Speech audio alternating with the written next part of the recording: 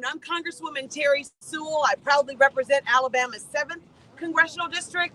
It includes the historic cities of Montgomery and Birmingham and my hometown of Selma, Alabama. Yeah!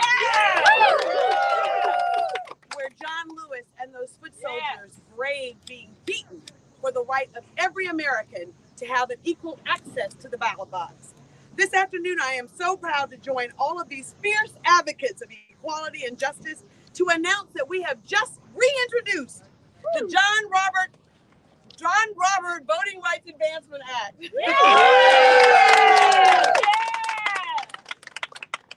It's now HR 14, but we're still fighting. Yes. To the stakeholders who have supported the introduction of my seminal piece of legislation all these years, thank you, thank you, thank you, thank you. Your support, collective action, and dedication to upholding the sacred right to vote continues to inspire me and others.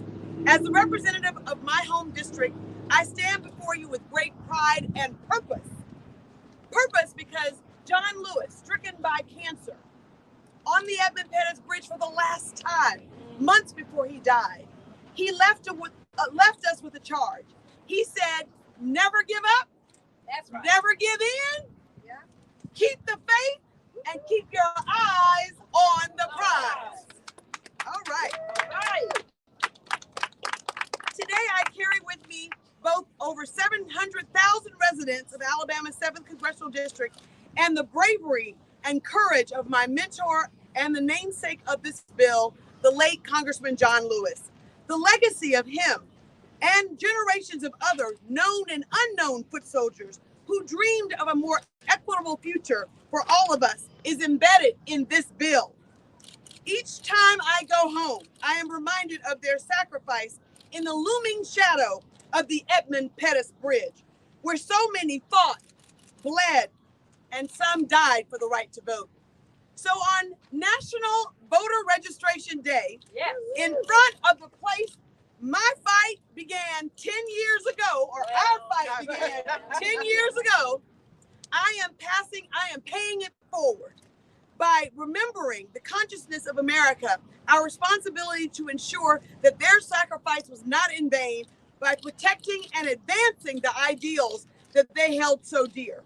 Our work is far, far from over. Old battles have become new again, putting their legacy and our democracy in the direct line of fire.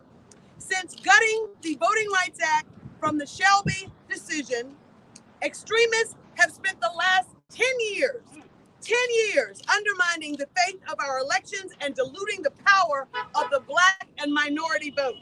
In their relentless attacks, we have witnessed closed polling stations without notice. We've witnessed bans on early voting, strict ID requirements, and the purging of rolls. Just this year, we've seen state legislatures introduce over 300 bills in 45 states for voter suppression. Shame. I asked the Republicans. It used to be that voting rights was not a partisan issue. The Voting Rights Act was reauthorized 5 times and 4 times under Republican presidents. Most recently in 2006, the Voting Rights Act passed the Senate 98-0, 2006. I asked the Republicans, why? Why won't they come and sit and negotiate with us or talk with us or compromise with us on voting rights? It's unacceptable. The answer, of course, is that their extremism has taught them that when they suppress votes, they win elections. It's unacceptable. So we have to make sure that we're back in our hometowns and we're mobilizing and organizing and calling out the hypocrisy of the Republicans. We have to call our senators and call our congressmen to make sure that they understand that we are not moving on this issue. We want our vote, and we want it now. Can't you hear John Lewis? We want our vote, and we want it now. That's what we want.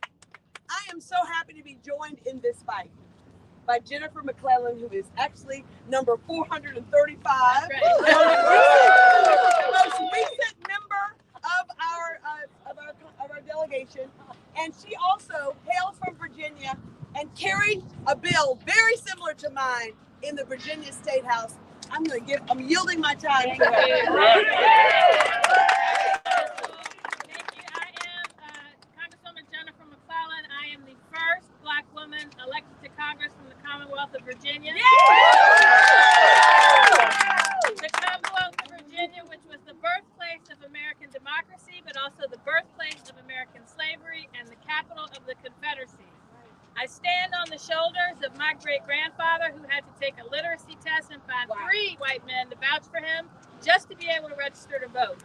I stand on the shoulders of my grandfather and my father who had to pay poll taxes. And as a matter of fact, when I took my oath of office on March 7th, I took it on the Bible in which my father kept his poll tax receipt.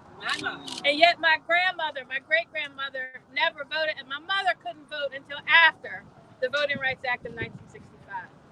And every time in our nation's history when the federal government pushed to enforce the right to vote, the states had to follow. When the federal government retreated, the states suppressed the vote. Yes. Until in Virginia, we flipped the script. And we passed the Voting Rights Act of Virginia in 2021, becoming the first and only state in the South to have a Voting Rights Act. It was modeled after the Federal Act. And my one regret about being a member of Congress now is I didn't get to serve with John Lewis. But I hear his final words to us every single day. Democracy is not a state. It is an action that requires every generation to do its part. Yes. My great-grandfather did his part. My father did their part. I did my part so that my kids don't have to continue this fight. That's why I'm proud to stand here with Congresswoman Sewell as we reintroduce the John Lewis Voting Rights Advancement Act. We're also joined by leadership, Joe Neguse, who is the chair of the DPCC and hails from the great state of Colorado. Well, thank you first and foremost to Ranking Member Sewell, who has been a champion, relentlessly focused on getting this done. Yes. Month after month, week after week, year after year, she refuses to give up and inspires our caucus every day by virtue of those efforts. We are grateful to you. Thank you again, Representative Terry Sewell. And to our newest member, distinguished member from the Commonwealth of Virginia, I am left without words. Hearing as you describe your family's journey. Mark Twain once said that history may not repeat itself, but it often rhymes. And thinking about the sacrifices that your forefathers, your family generationally made, and then the battles that you are now fighting against today, it gives us, I think, a great sense of reflection and an opportunity to pause about how far we've come and yet how far we still need to go. There is nothing more sacrosanct than the right to vote. It is fundamental to our republic, to our democracy, fundamental under our Constitution, and it is, unfortunately, regrettably, under attack. And the antidote, the solution, is the John Lewis Voting Rights Advancement Act. Right? It is the answer to the efforts being made from across the country, state after state after state, undermining the right to vote. It is the answer in the absence of federal standards and enforcement with partisan legislatures that are making it harder for voters to exercise that fundamental freedom. It is the answer. And here's the good news, and you heard Representative Sewell say this, it's not a partisan answer. This isn't a Republican or Democratic issue. No. The Voting Rights Act, as she articulated, she gave you the history, had been reauthorized decade after decade under Republican and Democratic Congresses. The last time it was reauthorized by a bipartisan, overwhelming majority in the U.S. Senate and in the House with George W. Bush in the White House. So it's not a Democratic or Republican issue. It's not an us versus them issue. It is a fundamentally American issue about whether in the 21st century we will be willing to do everything we must do to protect that sacred right to vote. And that's why I couldn't be more excited to join my colleague in reintroducing the John Lewis Voting Rights Advancement Act and to making the case to our colleagues that it deserves a vote. Not next week, not next month, not next year, but now. Because the time is up on the attack on voting rights. So I thank you. You're back. You know, some people back home said to me, but we got the Milligan decision. Yes, we got the Milligan decision, but it's not enough to have Section 2. We have to have a new Section 4. We need to stop these aggressive, suppressive legislation from these states before they become law. That's right. Now, we have a powerful tool in Section 2, and I'll take it. I'm taking it all the way to the Supreme Court. I'm here to say that we will win out. Alabama voters will win out when it comes to that Milligan decision, and I look forward to welcoming another colleague from the state of Alabama. So I just want to say to all of you, thank you. Our stakeholders have been relentless, and we have to stay engaged. We must not give up on this issue. Too much is at stake. I want to bring up Leslie Kroll. Come on, Leslie. Who's going to help us. She's going to introduce all the other stakeholders. I just want you to know that the tireless work that is being done by stakeholder groups that fight for voting rights is what keeps this issue alive. You know, Congress rarely does the halls of Congress, bills come from the halls of Congress. They bubble up, right? Yes. They bubble up from grassroots activism, and that activism is reflected by all of you. So it's with great pride that I yield. My name is Leslie Prohl, and I'm the director of the Voting Rights Program Yeah, Leslie. at the Leadership Conference on Civil and Human Rights, the nation's oldest and largest civil rights organization, composed of 240 national organizations dedicated to building an America as good as its ideals. Yes. We have led the effort to enact voting rights legislation for the past 6 decades, Yes. and today is no different. Right. Because we need voting rights protections more than ever. We want to thank Representative Terry Sewell for her extraordinary leadership to restore and strengthen the Voting Rights Act, which is considered the most successful civil rights law ever passed. That's right. And huge thanks to the other members of Congress who joined her in this effort.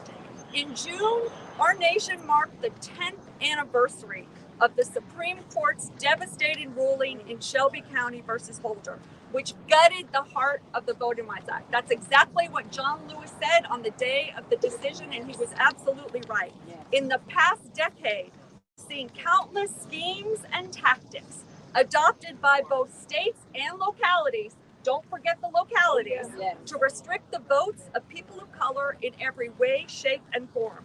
State legislators have been relentless in their efforts to disenfranchise some of their own constituents, and this has had a cumulative and devastating impact on democracy. It is long past time for Congress to respond, and as was said, to do so in a bipartisan manner. For most of its existence, the Voting Rights Act has enjoyed strong support from both sides of the aisle. When I worked on its last reauthorization in 2006, 390 representatives voted for that bill. Yes. And then we went over to George W. Bush's White House so he could sign it. That's right. And some of you were with me. Yes. They should join us now to Yes. restore voting rights protections that were gutted by the Supreme Court and strengthen the law to address the current forms of discrimination. We need to reestablish this law's place in history Yes. as the most powerful tool for creating and sustaining a multiracial democracy in which everyone's voice is heard. And make no mistake, we are all here today to say we won't stop fighting until the John Lewis bill becomes law. Yes. Finally, I want to say something about my esteemed colleagues here to show you the depth and breadth of the communities that support the John Lewis bill. We are voting groups, yes, but we are also environmental groups, Yes. reproductive rights Yes. groups, labor unions, faith-based organizations. We all recognize that the right to vote is foundational because it protects all our other rights and freedoms. And that pathway, the pathway to protecting everything we hold dear, is through the vote. Now I'd like to turn it over to my wonderful colleague and longtime friend, Damon Hewitt, president of the Lawyers Committee. All right. Thank you, Leslie, Ranking Member Sewell, other members of Congress, and allies in this broad, vast coalition for justice. Some of us have been fighting together for decades, before the Shelby decision and after. My name is Damon Hewitt. I'm president of the Lawyers Committee for Civil Rights and the Law. Our mission is to ensure that Black people and other people of color and all people in this country have the voice, the opportunity, and the power to make all the promises of our democracy real. But my friends, you can't have a voice if you have no vote. You can't have opportunity if you're blocked from the ballot box. And you cannot have power if you don't have the basic right of self-determination to decide who represents you, to decide what your electoral districts look like, to decide what rules govern your daily existence, local, state, and federal. This is about power. And that's exactly what's happening. Now, look, you heard 10 years ago what happened here at this very court. Good at the heart of the Voting Rights Act, the Supreme Court did. Now, we all had the sinking feeling that we'd be in for a fight, and we have been fighting for a decade. But no, we've been fighting for longer than that. Because when John Lewis crossed the Edmund Pettus Bridge with other foot soldiers, we didn't have a Civil Rights Act of 64, a Voting Rights Act of 65, a Fair Housing Act. We didn't have a lot of the infrastructure we have today. So we are not here to say, woe is us. We are here to claim. Because we're here to claim not a handout or a favor. We are here to claim our right, the future that we deserve in this country, the voice, the opportunity, and the power. Now, you've heard many other speakers say that this is not a partisan issue. Let me put it in other terms for you. Not only is it not partisan, this is an issue of moral clarity. The only thing that changed between the last reauthorization of the VRA in 2006 and the Shelby decision were two things: the politics and the courts. Those are the only two things that changed, in particular, this U.S. Supreme Court. Now, in the process, we have lost the moral clarity that John Lewis brought us as a nation. We have lost that sense of right and wrong, not partisan, not a choice, but what is fundamentally right and wrong. Is it right to allow people who are eligible to cast a ballot and have that ballot be counted? Is it wrong to stop people from voting just to grab power? That's the easy choice. That's the easy choice in the moral clarity. So we are prevailing upon Congress not to make a political decision. We're prevailing upon Congress not to contradict the Supreme Court. Congress sets the laws. This is not a decision of constitutional dimension in all ways. This is a decision that Congress can fix, that Congress can address through H.R. 14. John Lewis is still with us. He admonishes us when we slack up. He admonishes those who don't fight. He admonishes those who aren't on the right side of history, as he said. But he inspires us to keep fighting because, again, we've been fighting this fight for decades and for a long time. As I close, we have other tools. We have Section 2. Our colleagues at other organizations have litigated the Milligan case, a tremendous victory. But they're still coming for Section 2. The Brnovich v. DNC decision from a few years ago. There's another case looming trying to argue that we don't even have a right to sue, that Black folks, brown folks, other folks don't even have a right to sue under Section 2. They are not just coming for the big rocks, they are coming for the crumbs. This is why we need the VRA fully restored in every facet to ensure that this nation, this Congress, and everyone understands right from wrong. Thank you so much. Good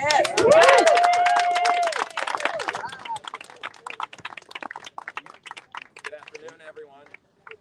Hi, my name is Adriel Cepeda Derriex. I'm Deputy Director for the ACLU's Voting Rights Project. It's great to be here this afternoon. So many old friends and meeting so many new ones. More than a century ago now, the Supreme Court famously said that the right to vote preserves all other rights. That was true then. It is true now. It was true in 1965. But unfortunately and sadly, it took decades of struggle and an act of Congress to ensure that it was true for all, not just some. Now, we applaud the John R. Lewis Voting Rights Advancement Act, which will again set in place much needed and vital guardrails against discrimination in voting. It's been a decade since Shelby County. It's been a decade without many of those guardrails. And in that decade, we've seen communities of color hurt time and time again. Legislatures have tried to dilute their power, they've tried to silence their voices, and they've tried to suppress their votes. The voting rights community, this community, has tried its hardest to make sure that we don't go back. We can't go back past to where we were before, certainly not past to 1965. But one thing we've learned in that decade is that Congress also needs to act. It needs to act to make sure we don't roll back, and it needs to act by using its vast powers to preserve the right to vote, the fundamental right to vote, and the right to be free from racial discrimination. And that's what this bill begins to do. So we welcome that bill today as an urgent and very needed step in the long road to ensure that everyone has equal access to the right to vote. Thank you very much. Good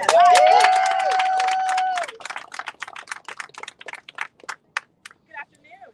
My name is Sylvia Albert, and on behalf of Common Cause's 1.5 million members, I'm honored to be here with the voting rights champions who are determined to protect our right to vote. I'm so thankful we have fearless leaders like Congresswoman Sewell and so many others in Congress who are standing up for the freedom to vote. We need more leaders like them. Yes. Because in the year 2023, I'm appalled we still have to fight for our voices to be heard. They want us to feel defeated. They want us to stop fighting. They don't want Black and brown voices to be heard, and they want our voices, our votes not to matter. We know better. We know how important our voices are, our visions and our votes. We know how powerful we are when we come together. Let's bring that power now to the halls of Congress, to the ballot box, to the courts. We will not stand by while more voters are silenced by Supreme Court and state legislative actions. We will not stop fighting for every vote to count and every voter to feel safe, secure, and excited to cast a ballot. Common Cause is honored to be in this fight alongside all of you, and we know that we must pass the John R. Lewis Voting Rights Advancement Act.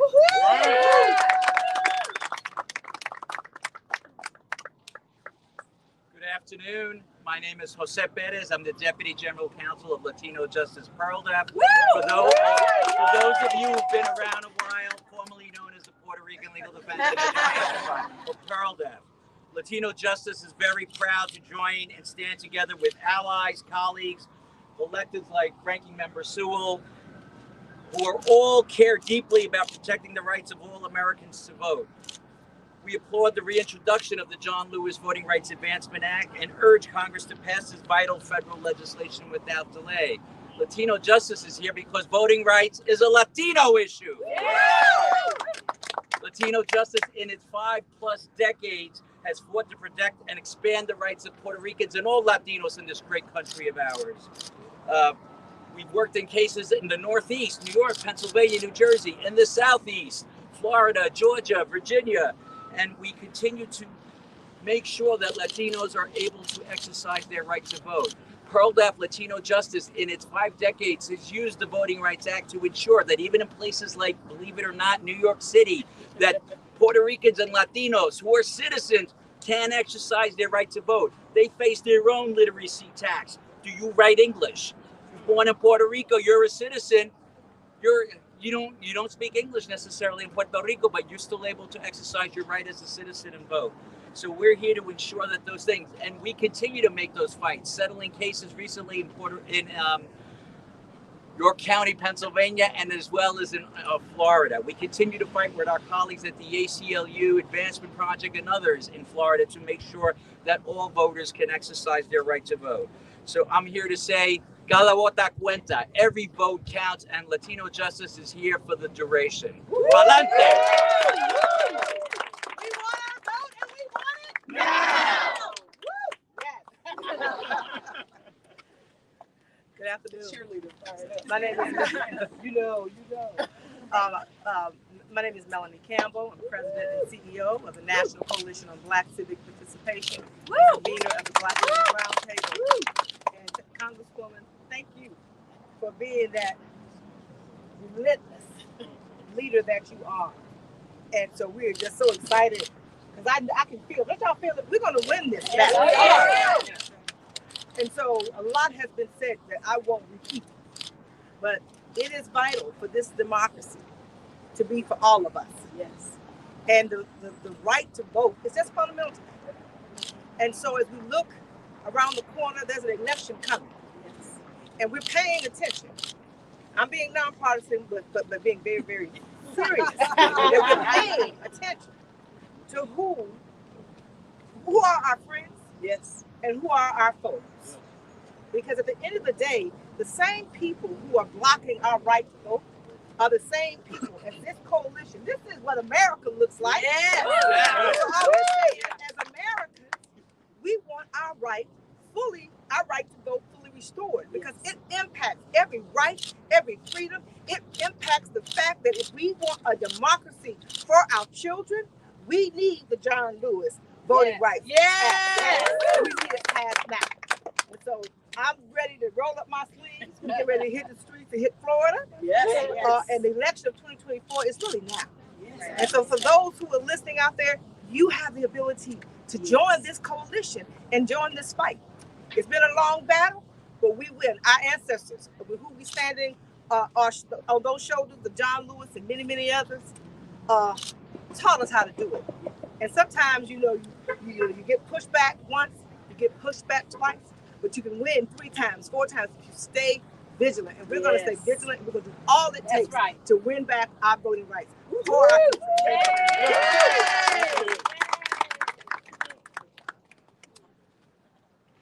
Good afternoon. Good afternoon. And it is a good afternoon. Thanks to Congresswoman Sewell and so many of her colleagues. My name is Doug Lindner, and I am with the League of Conservation Voters.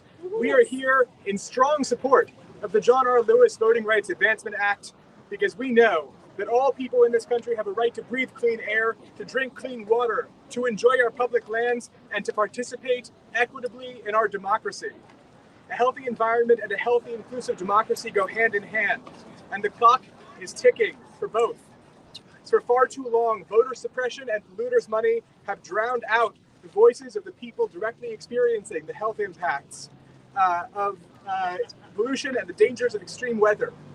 10 years after the Supreme Court's shameful decision to gut the Voting Rights Act in Shelby County v. Holder, amidst accelerating attacks on voting rights by racist politicians since then, it is long past time to restore and modernize protections for equal votes and fair maps. We at LCV strongly support this legislation, and we stand with Congresswoman Sewell, Leader Jeffries, and all the sponsors in calling for Congress to pass it without delay, alongside other critical democracy legislation like the Freedom to Vote Act and Statehood for the People of Washington, D.C. Good